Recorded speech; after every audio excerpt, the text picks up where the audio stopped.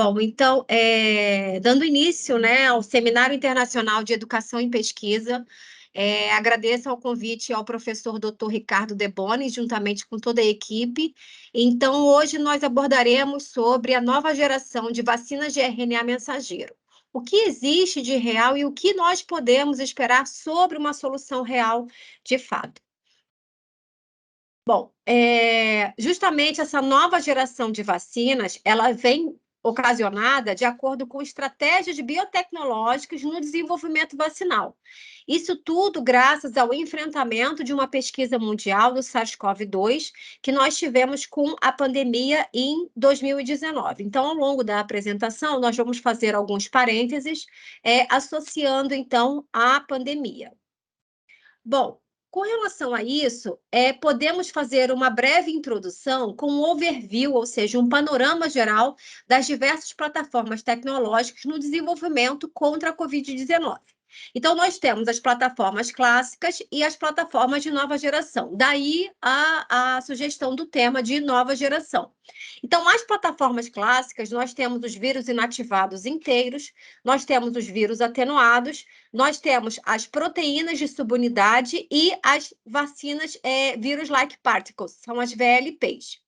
Com relação às plataformas de nova geração, nós temos os vetores virais, que podem ser replicantes ou não replicantes, como eu vou abordar um pouco mais à frente. As vacinas de terceira geração, que são as vacinas dos ácidos nucleicos, DNA e o RNA, e as vacinas de células apresentadoras de antígenos. Então, existe uma lista de candidatos vacinais em suas diversas plataformas tecnológicas. Aqui eu faço, né, a abordagem com relação a 2 papers que foram publicados, justamente pontuando, né, sinalizando os gráficos em diferentes fases dos seus ensaios clínicos. Então, desde os ensaios pré-clínicos, fase 1, até a fase atual.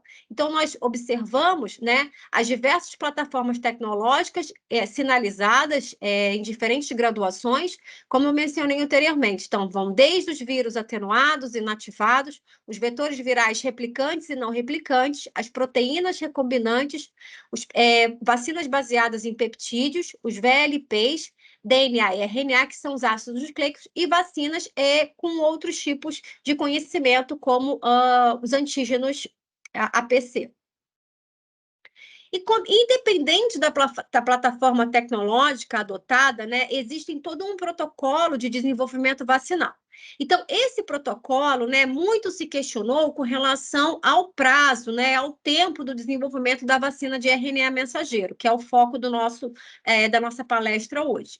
Então, esse desenvolvimento, ele inicia-se, então, com a fase pré-clínica, onde você faz a coleta de dados no sentido de apoiar a viabilidade e a segurança desse material. Geralmente, a fase pré-clínica é realizada no período de mestrado e doutorado, que nós temos aí o desenvolvimento dessa molécula, né, durante 2 a 4 anos de estudo. A fase clínica é justamente quando você vai inocular a partir de poucos voluntários para testar, então, a segurança e a dose a partir de uma resposta imunológica num grupo prioritário, um grupo menor. Sendo aprovada, ela avança para a fase clínica 2, onde eu vou testar, então, a segurança, né, e a habilidade de indução de anticorpos neutralizantes capazes de neutralizar ou bloquear essa ação viral. Então, aí eu já tenho um número maior de pessoas, né, podendo, então, avaliar essa população-alvo como um todo. Sendo aprovada a fase clínica 2, eu avanço para a fase clínica 3, a partir o quê? Da testagem, da segurança e eficácia dessa triagem. Então, envolvendo milhares de pessoas, ou seja, um grupo de voluntários, né? Sendo que esse grupo de voluntários eu vou dividir, alguns vão receber os seus imunizantes e outro grupo vai receber o placebo, como sendo um grupo de controle. Existe toda uma agência, né, de regulação, como, por exemplo, no Brasil, a Anvisa, nos Estados Unidos, a FDA, na Europa, a EUA, ou seja, cada continente, né, ou a partir do momento também, alguns países existem as suas agências reguladoras específicas, elas vão analisar esses testes clínicos, esses ensaios clínicos randomizados e não randomizados, que podem ser publicados durante a sua fase de teste para a aprovação do produto, até chegar na vacinação em massa, que é a fase clínica 4. Então, aqui, só para exemplificar, existem alguns artigos científicos que foram publicados, aqui pontuando, então, a plataforma tecnológica de nova geração, que é o foco do nosso estudo, que são as vacinas de terceira geração dos ácidos nucleicos. Então, eu destaco o DNA e o RNA, sendo que o RNA é justamente o alvo do nosso trabalho. Então, essas vacinas de RNA mensageiro, é necessário que elas apresentem publicamente os seus resultados a partir de artigos científicos para indução de anticorpos anti-spike, que, na verdade, nós estamos avaliando, então, se essas vacinas existem algum potencial imunogênico capaz, então, de frear, ou seja, de neutralizar a indução desses anticorpos. A partir, então, desse resultado em potencial, eu posso, então, avançar com os estudos para a fase clínica 3 e, posteriormente, a vacinação em massa, como exemplificado, então, pelos artigos científicos. Sendo que existem diversos indústrias farmacêuticas capazes, então, de induzir ou potencializar, né, através de diversas otimizações de processos, que eu vou sinalizar mais à frente, induzindo, então, através de lipídios de proteínas para que possam agregar e induzir os anticorpos para a entrada na célula. Então, como é que funciona esse mecanismo de ação das vacinas de terceira geração como um todo? Né? Aqui eu faço um parênteses para as vacinas de DNA, que nós temos, então, através de uma eletroporação. O que seria isso? Eu faço um choque para a abertura da membrana, para a entrada, então, do DNA, aonde ficam as informações genéticas no núcleo da célula. O RNA mensageiro é similar, é semelhante. Então, eu tenho o encapsulamento do DNA, utilizando, então, partículas nanolipídicas que vão favorecer a entrada desse RNA na célula. Esse RNA mensageiro, então, ele é responsável pela tradução das proteínas, síntese proteica, para que ocorra, então, uma indução da resposta imunológica e, posteriormente, neutralizar a ação viral. Como eu mencionei, existem diversas biofarmacêuticas que, na época, né, nós estávamos, então, num enfrentamento contra a Covid-19, e cada uma dessas, elas estavam desenvolvendo diversas metodologias para combater as novas variantes genômicas que estavam surgindo. Então, eu destaco aqui a vacina BNT162b2, que foi eficaz contra as variantes B117 e B1351, onde foram utilizadas 2 doses com um intervalo de 21 dias. Então, as mais conceituadas, ou seja, na verdade, difundidas amplamente, eu faço um destaque para a vacina da Moderna e da vacina Pfizer, né, juntamente com a BioNTech, que estão sendo divulgadas amplamente. Então, esse trabalho ele foi publicado na Nature, vocês têm o acesso a esse trabalho, sendo que houve também outros desafios que eu vou pontuar, como, por exemplo, a CureVac, né, juntamente com a Glaxo, que teve diversos desafios e enfrentamento e não conseguiu avançar. Então, eu vou sinalizar o que ocorreu que impediu, então, o avanço da vacina CureVac pela Glaxo. É importante, né, relembrar que, como nós estamos fazendo, então, uma palestra só sobre o RNA, existem diversos tipos de RNA. Então, eu pontuo aqui 7 tipos de RNAs encontrados. Nós temos o RNA mensageiro, o RNA ribossômico, RNA de transferência, o RNA nuclear pequeno, o RNA microRNA, RNA nuclear, o RNA de silenciamento e o RNA não codificante longo. Cada um desses RNAs existem funções específicas que vão, então, atuar no seu determinante-alvo. O nosso foco hoje é o RNA mensageiro, que nada mais é do que uma molécula, né, mensageira que vai permitir que essa informação genética que já está armazenada no DNA, como eu mencionei, no núcleo das células, ela seja transportada para os ribossomos para a síntese proteica e poder, então, efetuar a nossa produção. A Organização Pan-Americana de Saúde, assim como também a Organização Mundial de Saúde, ela atualiza constantemente o site e eu destaco aqui a vacina Moderna, né, o mRNA 1273, com algumas recomendações provisórias e outras informações, porque existem diversos adendos que é importante o acompanhamento e a atualização desses sites. Então, com o desenvolvimento da vacina do RNA mensageiro, é importante nós destacarmos que foi destaque 2 pesquisadores que receberam um prêmio Nobel em 2023 pela Academia Real da Suécia, né? Então, nós temos a pesquisadora bioquímica húngara Katalin Karikó e o médico norte-americano Dror Wasserman, que receberam, então, essa condecoração em função do desenvolvimento da vacina do RNA mensageiro, com destaque, então, para as vacinas da Pfizer, como mencionado, em parceria com a BioNTech, e a vacina da Moderna.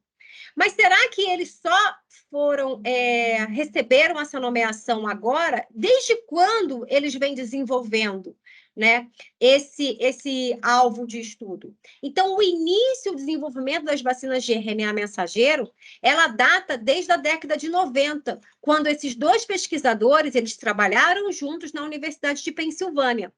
E é importante destacar, então, que o RNA mensageiro ele contém 4 bases nitrogenadas: adenina, uracila, guanina e citosina.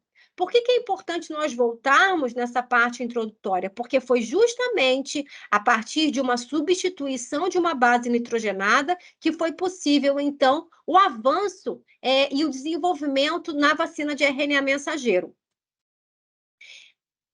Houve, né, muitos obstáculos no desenvolvimento dessas vacinas e justamente, né, diversos experimentos falharam ao longo dos animais de laboratório. Recorde que eu mencionei o desenvolvimento dessa vacina justamente a partir do ensaio pré-clínico, ou seja, inoculando os animais, os ensaios de laboratório, aonde ratos ou cobaias eram injetados, e justamente o que aconteceu? Ocorriam, então, falhas no processo vacinal, que esses animais, ao receber o RNA mensageiro produzido in vitro, em laboratório, gerava uma reação inflamatória envolvendo uma cascata, né, de citocinas, que eram prejudiciais para os animais, e aí acabavam, então, reconhecendo esse patógeno como um invasor. Esses animais, ele adoeciam e vinha a óbito. Então, muitos experimentos, eles tiveram, ou seja, falharam no início, justamente porque houve essa cascata de produção de citocinas e essas reações inflamatórias, consequentemente. Então, os pesquisadores eles pensaram o que era possível nesse momento para frear, ou seja, para interromper essa cascata de citocinas, esse processo inflamatório.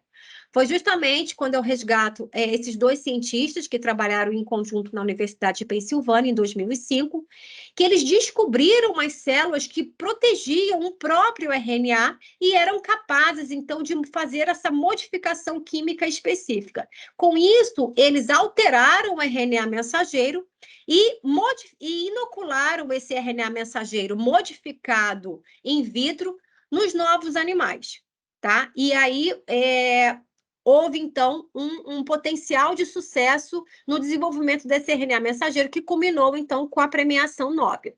Sendo que esses 2 cientistas, na época, em 2005, eles apresentaram o seu trabalho, uma publicação na revista Immunity, né, que foi aceito, entretanto, foi rejeitado pelas 2 revistas mais bem conceituadas cientificamente, como a Nature e a Science.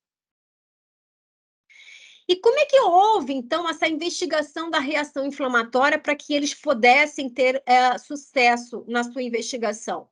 né? Eles verificaram a substituição da base nitrogenada, por isso que eu resgatei as 4 bases nitrogenadas, sendo que a base nitrogenada uridina, ela foi substituída por uma molécula semelhante, a qual deu-se a nomenclatura de pseudouridina. E aí o RNA mensageiro, ele foi absorvido pelas células dos animais em vivo, sem provocar nenhuma resposta inflamatória indesejada, o que aumentou, então, a produtividade dessa proteína-alvo para a produção em série em cascatas e o desenvolvimento posterior da vacina.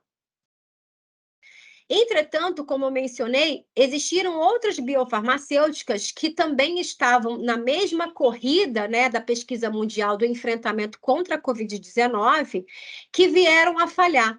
Então, uma dessas biofarmacêuticas foi justamente sediada na Alemanha, que estava desenvolvendo a vacina CureVac, né, aonde foram comprovadas, através das bases nitrogenadas do RNA mensageiro, que houve essa detecção dessa falha justamente pela uridina. Então, os ensaios clínicos, eles não avançaram, não foram aprovados pelas agências reguladoras da Alemanha.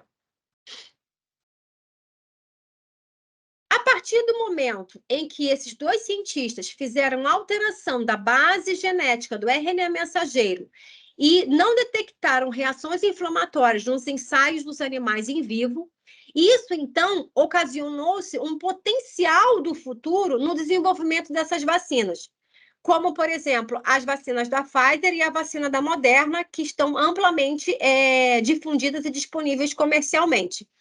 Então, a partir daí, nós entramos na outra fase da pergunta da nossa palestra. Qual é o futuro? Quais são as perspectivas do uso, do avanço das vacinas de RNA mensageiro? Então, eu destaco aqui as imunoterapias e os novos medicamentos baseados, então, no RNA mensageiro. Então, diversos laboratórios, né, no mundo todo, eles têm investigados quais são esses imunizantes capazes, então, de prevenir doenças, utilizando a tecnologia do RNA mensageiro? Então, dentre essas, eu destaco o influenza vírus, Zika vírus, chikungunya, vírus ebola, tuberculose, herpes, dengue, malária e o HIV.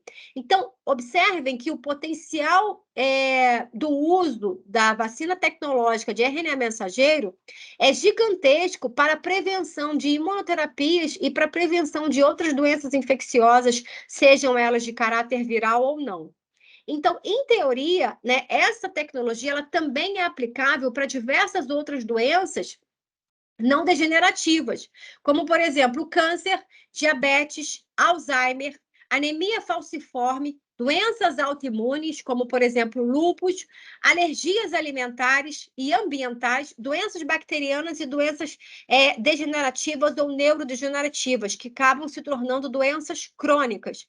Então, esse desenvolvimento que iniciou em 2005, ele culminou com o enfrentamento da Covid-19, né, com a substituição da base nitrogenada de uradina para pseudouradina, e que ocasionou, então, todo esse reconhecimento dos pesquisadores com a premiação Nobel em 2023 na Suécia. Bom, então, com base nessa tecnologia de RNA mensageiro, quais são os produtos terapêuticos, né, que vêm sendo desenvolvidos nos ensaios clínicos? Então, podemos utilizar, por exemplo, como a abordagem do câncer, né, onde nós temos destaques em diversos nomes de fármacos que já estão sendo conceituados. Se vocês investigarem, né, já existe todo um cadastro, um registro de patente mundial sobre cada fármaco aqui apresentado, a sua numeração, né, e quais são as suas aplicações, qual é a aplicabilidade do RNA mensageiro nesses ensaios clínicos a nível oncogênico. Então, eles estão capazes de combater doenças como melanoma, diversos tumores sólidos e também o HPV. E aqui nessa última coluna eu destaco, então, as diversas biofarmacêuticas, né, que são responsáveis pela investigação dessa produção desses novos fármacos terapêuticos. Bom, além disso, nós temos, então, um painel, eu apresento um painel com essas possíveis aplicações clínicas e os diversos tipos de cânceres.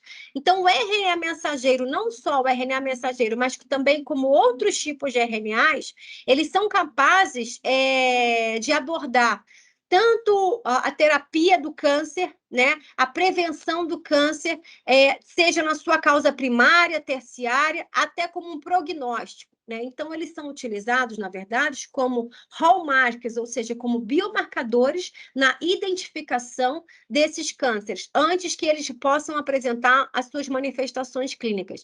Então, aqui nós temos todo um mapeamento genético, né? Ou seja, existe todo um órgão de aconselhamento genético para identificação desses genes que podem estar ativados ou silenciados, e aí vai depender de acordo com a expressão gênica desses oncogenes virais ou não, né, para a manifestação desses genes. Então, o RNA mensageiro, ele vem, na verdade, sendo utilizado como um biomarcador no sentido de um prognóstico, na verdade, de um detector e um prognóstico favorável ou desfavorável em diversos tipos de cânceres. Então, tem o câncer do colo do útero, câncer colo retal, câncer de bexiga, melanoma, como eu mencionado, câncer de próstata, câncer de esôfago, entre outros.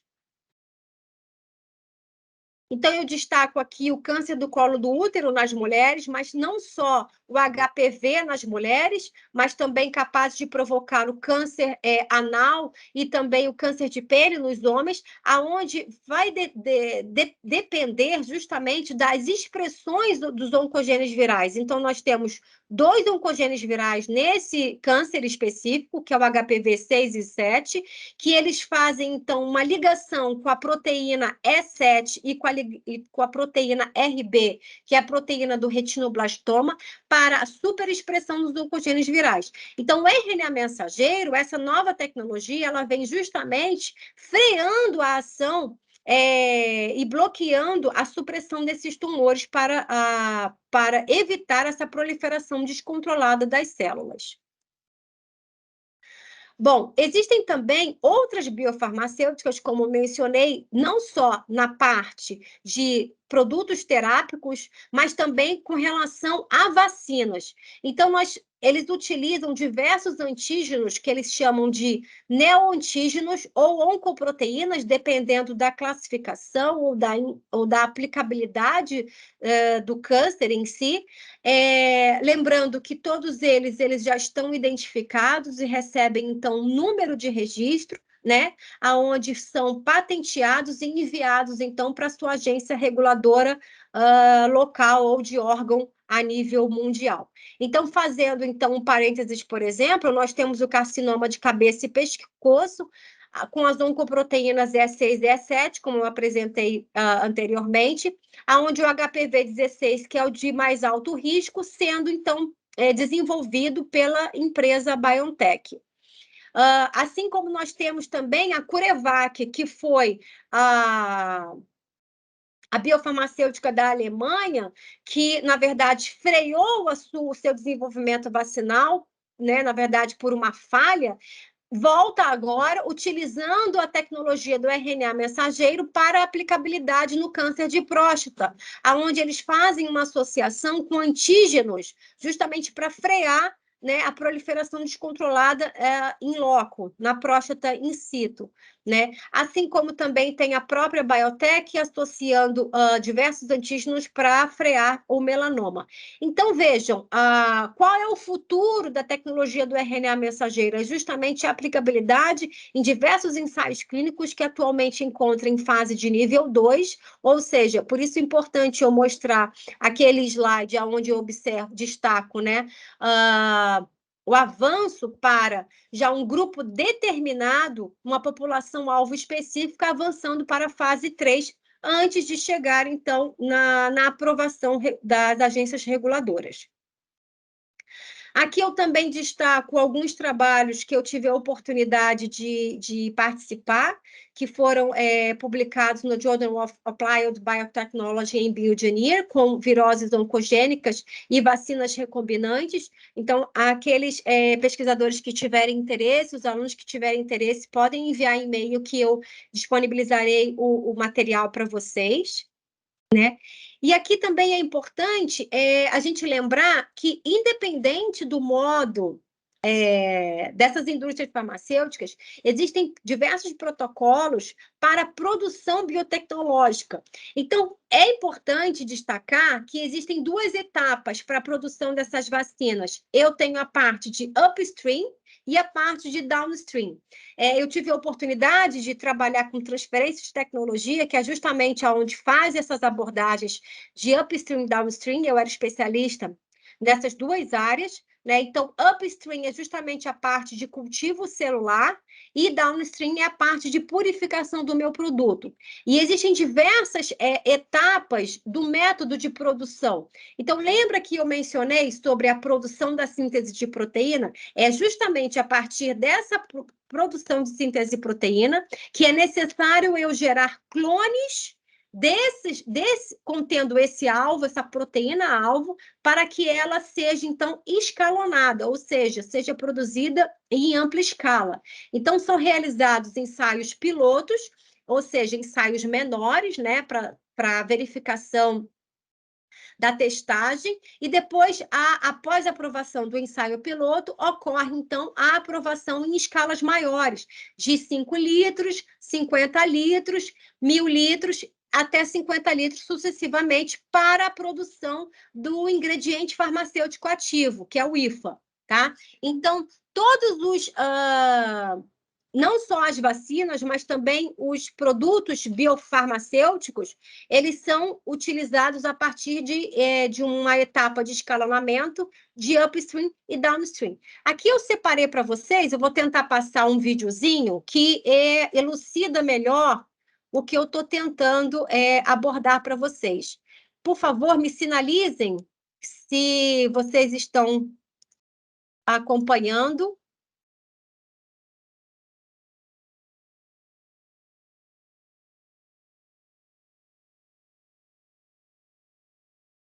Professora. Oi, você está acompanhando? Ainda aparece o seu slide. Aparece o slide? Isso. E agora? Continua o slide.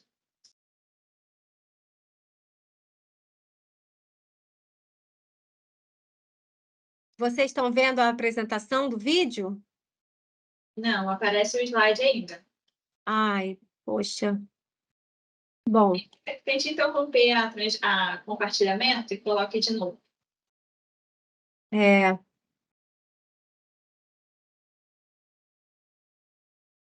Deixa eu ver aqui.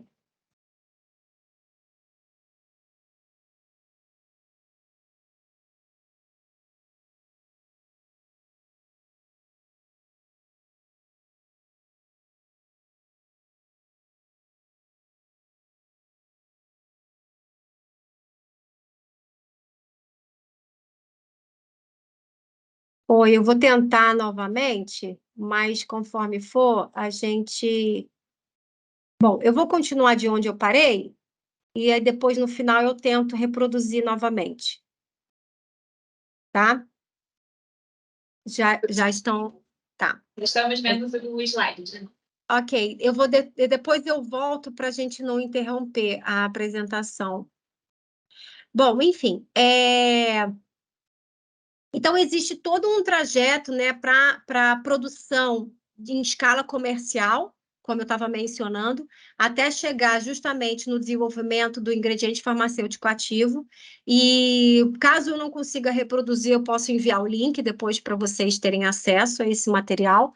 E aqui também deixando, então, que eu fui autora desse capítulo do livro, né, falando justamente sobre a modelagem molecular no desenho de drogas e na modelagem computacional. Então, caso vocês tenham interesse, eu também posso disponibilizar para vocês. e autora também do capítulo de coronavírus, que faz uma abordagem não só sobre o SARS-CoV-2, mas também sobre o SARS-CoV e o MERS-CoV, que são da mesma família Coronaviridae.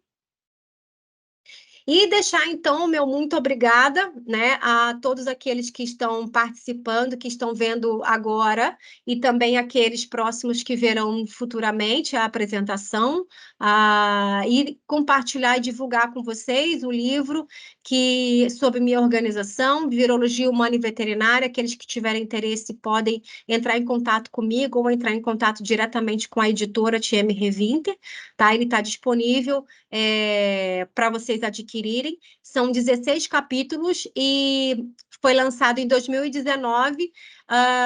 E antes mesmo da pandemia, eu tive a surpresa de escrever, agradável surpresa e coincidência ou não, né? Enfim, de escrever o capítulo sobre vírus emergentes e reemergentes, aonde eu abordo sobre os coronavírus. Então, tem capítulos sobre farmacologia, sobre vacinas, onde vocês podem se aprofundar um pouco mais no assunto, tá? Então, gostaria de agradecer novamente ao Seminário IEP, à Unida e também ao professor Ricardo De Bonis por esse convite. Espero que eu tenha atendido a expectativa de vocês com relação ao que existe de avanço tecnológico, né, nas vacinas de RNA mensageiro, o que nós podemos esperar, né, dessa solução real, que é justamente, né, as imunoterapias, né, esses produtos farmacêuticos que já estão em andamento, e também as vacinas em andamento na fase clínica 2, não só no câncer, mas também abordando outras doenças degenerativas e neurodegenerativas, como Alzheimer e outras mais, tá? Então, era basicamente isso que eu tinha para compartilhar com vocês hoje. Obrigada, professora Raquel. Chegou aqui algumas perguntas, né? Vou passar aqui pela ordem que chegou. O aluno... Oi, consegue ouvir? Vocês estão me vendo ou está vendo a apresentação? Estamos me vendo. A apresentação já saiu. Já saiu. Ah, tá bom. Obrigada. Nada. O aluno Romulo Almeida, ele enviou para a gente aqui. Na sua opinião, qual foi a vacina mais eficaz utilizada no Brasil durante a pandemia da Covid-19? Olha, obrigada pela pergunta. É muito interessante porque ao longo da pandemia eu dei várias entrevistas, e me perguntavam, enfim, sobre justamente qual seria a metodologia mais adequada, né?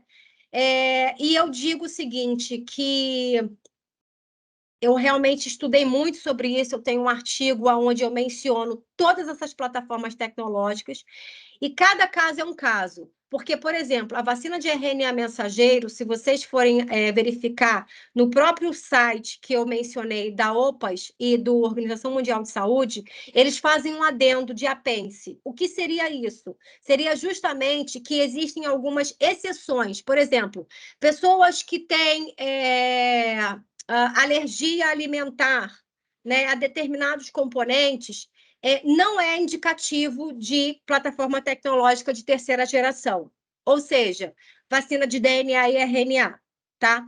Então, por isso que alguns postos de vacinação no Brasil e no mundo, existem os suportes, né, tecnológicos para justamente em caso de risco. Porque, por exemplo, no início, algumas enfermeiras, o público-alvo era justamente os profissionais da área de saúde, que estavam na linha de enfrentamento da Covid. Alguns profissionais apresentaram um choque anafilático, e aí eles não sabiam o que seria isso. Então, são componentes de hipersensibilidade. Na minha opinião, a vacina mais segura continua sendo a plataforma clássica, que são as vacinas inativadas de vírus morto. Professora, obrigada. A Cristina também mandou aqui. Se acredita que as alterações cardiológicas que algumas pessoas tiveram após a vacina da Covid-19 pode estar associada à vacina mRNA? Sim, obrigada pela sua pergunta. foi verificado, de fato, que existem alguns eventos adversos, que nós chamamos, né, pós-vacinal. Isso tudo é verificado no setor de farmacovigilância, não é a área que eu atuo, mas existem, por exemplo, pessoas que têm comorbidades, propensões a certos tipos de cardiopatias, não sujeito ao uso da vacina de RNA mensageiro, justamente porque existe ainda algumas lacunas que estão sob investigação. Tá? Então, eu acredito que há associação, sim, conforme já mencionado na própria plataforma da OMS. E a Carla Rodrigues perguntou assim: como, teoricamente, a tecnologia de mRNA pode ser usada para tratamento de algumas doenças? Saberia informar se já tem estudos para tratamento em doenças crônicas e autoimunes? Obrigada, Carol, pela sua pergunta. Então, essa, na verdade, é a segunda parte da apresentação, justamente com as perspectivas do uso das vacinas, desse potencial de RNA mensageiro. Sim, já existem diversos biofarmacêuticas que estão produzindo, desenvolvendo esses fármacos. Com relação à parte de doenças neurodegenerativas, como eu mencionei, existem o Alzheimer, né? Não só a vacina de RNA mensageiro, né? Mas também outros tipos de induções para frear, né? Porque a doença neurodegenerativa são toxinas que devem ser, então, neutralizadas, né? Assim como não só as doenças neurodegenerativas, as doenças autoimunes também, como lúpus eritromatoso, doença de Crohn,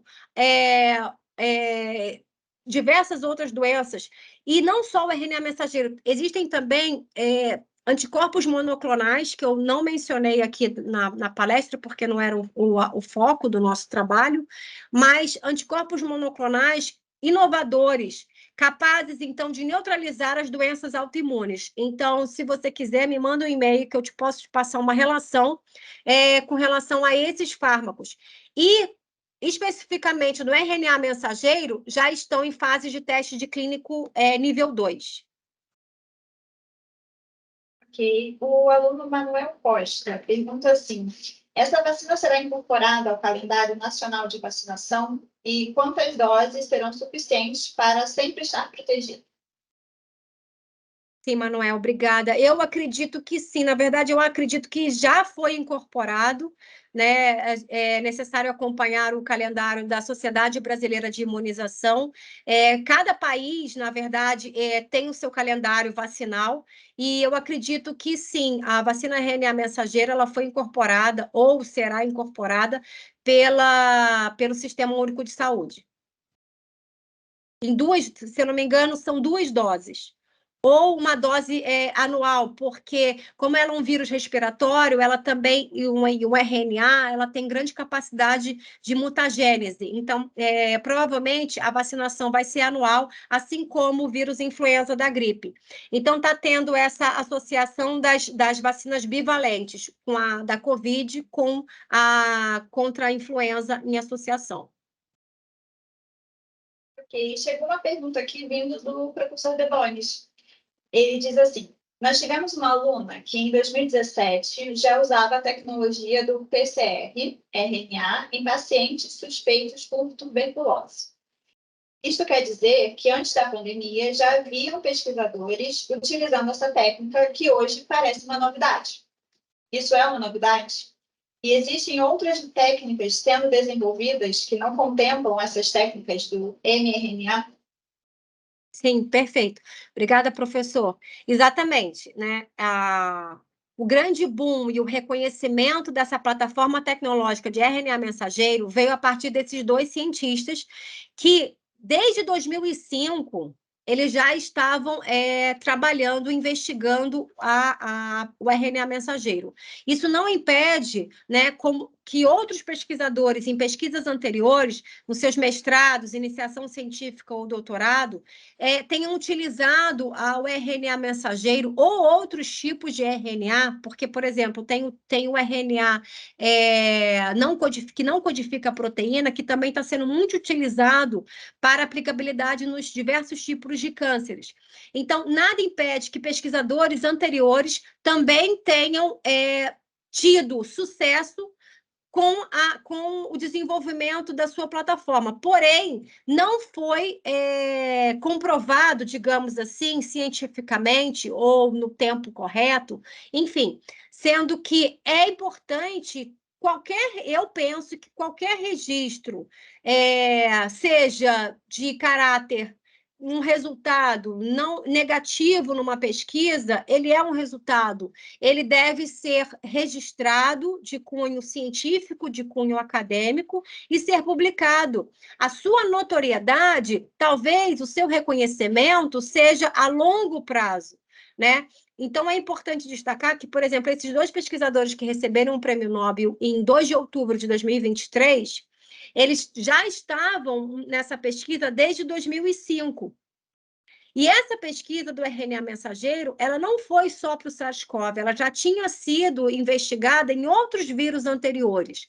Então, a gente pode, de repente, fazer uma outra abordagem, né, sobre as plataformas tecnológicas de uma forma geral, e não só das vacinas de terceira geração, de NGS, mas é importante, sim, destacar que a continuidade de todo o desenvolvimento dessas etapas, isso deve ser de modo contínuo na educação acadêmica como um todo. Então, é importante também que esses pesquisadores, esses alunos, os orientadores, incentivem para publicação, seja de revista, o ideal seja que seja uma revista de ampla divulgação, para que você tenha uma rede de colaboração, né, um network aí, e possa potencializar o reconhecimento ou a colaboração desses estudos.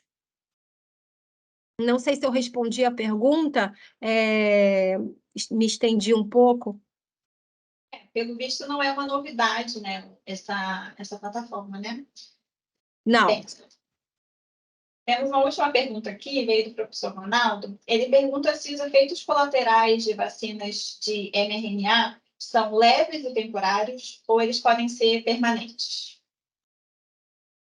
Boa pergunta. Bom, isso vai depender realmente do potencial imunogênico, né, e da antigenicidade de cada organismo, tá? Então, assim, primeiramente, o que acontece? Geralmente, o evento adverso é imediato, né? Então, se tem um efeito adverso imediato, por exemplo, um choque anafilático, eu vou ter que, então, entrar com uma adrenalina e entrar com um medicamento para que possa, então, suprir, frear, então, essa anafilaxia. Com relação aos eventos adversos, como, por exemplo, cardiopatias, né, tromboses, efeitos na circulação, né, de um modo geral, eles devem ser acompanhados a médio e longo prazo. Sim, a gente não pode descartar. E é importante, então, sinalizar que houve esse evento adverso ou que houve essa manifestação clínica pós-vacinação da plataforma XYZ, ou seja, primeira, segunda ou terceira geração, né? Porque cada organismo ele vai interpretar isso como um agente, como um antígeno, ou seja, como um potencial invasor e as próprias células atacarem esse agente, não reconhecendo ele como um endógeno, tá? Que foi justamente isso o que aconteceu no desenvolvimento vacinal, que culminou com a substituição da base nitrogenada de uradina para pseudoradina, uranila, perdão, tá? Então, é importante que cada indivíduo que possui seu sistema imunitário próprio reconheça o que de fato é um evento adverso e sinalizar a farmacovigilância, porque cada biofarmacêutica ela tem como se fosse um canal de informação aonde todos os usuários, eles, a partir desse canal de comunicação, eles devem ser ouvidos e sinalizados, né? E no próprio site do FDA e também do CDC e de cada vacina mencionada, por exemplo, a Pfizer, ela tem lá as suas restrições, com relação ao uso vacinal. Tá bom? Ok, professora Raquel, olha, muito obrigada pela sua participação hoje aqui no nosso seminário. Tá? Demais perguntas que forem enviadas à professora, nós enviaremos a ela posteriormente, tá bom? Agradecer pela sua participação, pelo aceite ao nosso convite, e deixo agora para as suas considerações finais. Obrigada a todos. Eu agradeço pelas excelentes perguntas, eu agradeço a todos os participantes nesse momento e aqueles que posteriormente foram assistir a nossa apresentação, a nossa palestra. Estou disponível para vocês, entrem em contato por e-mail, posso estar disponibilizando para vocês todos os artigos científicos que foram mencionados aqui, porque eles estão disponíveis publicamente. E aqueles que tiverem alguma pergunta específica, não hesitem em me contactar o evento. Agradeço novamente ao professor Dr. Ricardo Debonis pelo convite e espero futuramente fazer parte, integrar aí a instituição para agregar novos conhecimentos.